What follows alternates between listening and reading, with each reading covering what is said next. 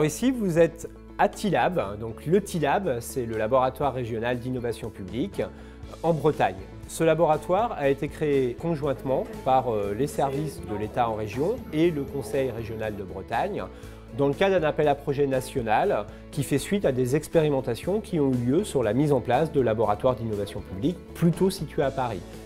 Dans ce laboratoire, on y fait des ateliers. Des ateliers où on essaie d'avoir des pratiques différentes. On va essayer de mettre en place ici des approches basées sur ce qu'on appelle l'expertise d'usage, c'est-à-dire les utilisations réelles que les citoyens ont des politiques publiques.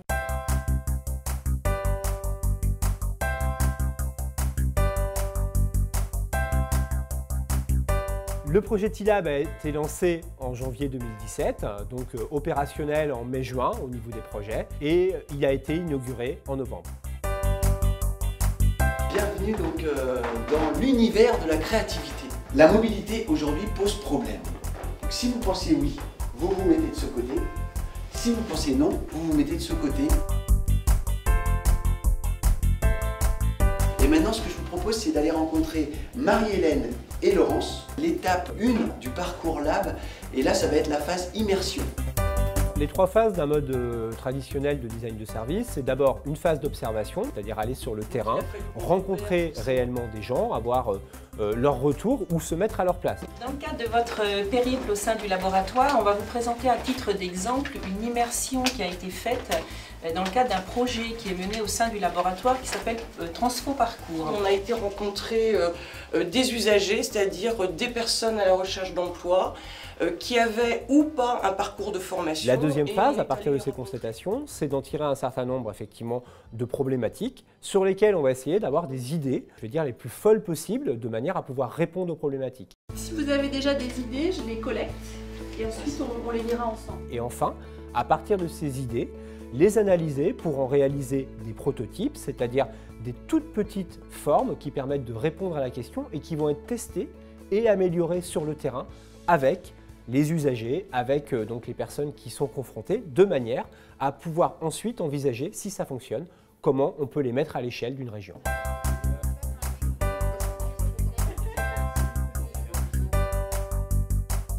Ce laboratoire est avant tout dédié à des agents publics, donc des fonctionnaires, des administrations d'État et du conseil régional. Aujourd'hui, je participe à une journée de formation au Transfo Parcours qui a pour but d'améliorer en fait le parcours des demandeurs d'emploi. L'idée, c'est d'essayer de voir quel pourrait être le parcours idéal pour les personnes qui souhaitent se former. À l'Exploratoire, donc aujourd'hui, je vais par exemple réaliser des interviews de personnes qui viennent à l'Exploratoire chercher des réponses et je vais voir avec eux, selon vous, qu'est-ce qui pourrait être fait pour améliorer le parcours de formation. On va essayer de voir quelles sont les différentes étapes auxquelles des individus sont confrontés au sein d'un parcours, de manière à trouver ce qui peut leur poser problème et essayer de voir quelles solutions faciles, rapides et prototypables on peut mettre en place pour améliorer les choses. On se retrouve entre plusieurs agents de différentes institutions pour trouver des solutions. Donc il y a ce mode interactif et d'échange qu'on ne retrouve pas forcément dans d'autres formations. Ça apporte des méthodes qui sont complètement nouvelles, innovantes et qui nous permettent un peu de renverser notre façon de penser et d'être critique sur notre façon de fonctionner au niveau de la région. Le laboratoire accueille également des expériences innovantes. Par exemple, il accueille le code sprint. Le code sprint est un sprint de code, des codeurs qui vont venir, à partir de bases de données, créer des informations qui vont être utiles et rendues accessibles, par exemple par l'intermédiaire de cartographie dynamique. Parce qu'aujourd'hui, l'objectif, ça serait d'ouvrir des droits sans que l'assuré ait rien à fournir, quoi. Le projet Lab Accès s'intéresse à l'accès aux droits des personnes, mais plus particulièrement par l'intermédiaire des outils numériques. Par exemple, en quoi des procédures numériques pour un dossier CAF rend plus compliqué pour un certain nombre de personnes le fait de bénéficier de ces droits et en quoi ça peut être un frein qui fait que les gens ne demandent pas ce type de droit. Nous voulons savoir ce qui se joue dans cette interface numérique et, le cas échéant, y apporter une contribution pour faire en sorte que nos concitoyens aient un meilleur accès aux droits qui leur sont ouverts. On va effectivement s'interroger en allant les interroger sur les problématiques qu'ils rencontrent dans l'usage des outils numériques pour l'accès aux droits Et à partir de ça, on va essayer d'imaginer des solutions nouvelles, de manière derrière à faire nos prototypes qui vont permettre d'avoir une preuve que ça pourrait fonctionner si c'était comme ça, avant d'envisager de les mettre à l'échelle.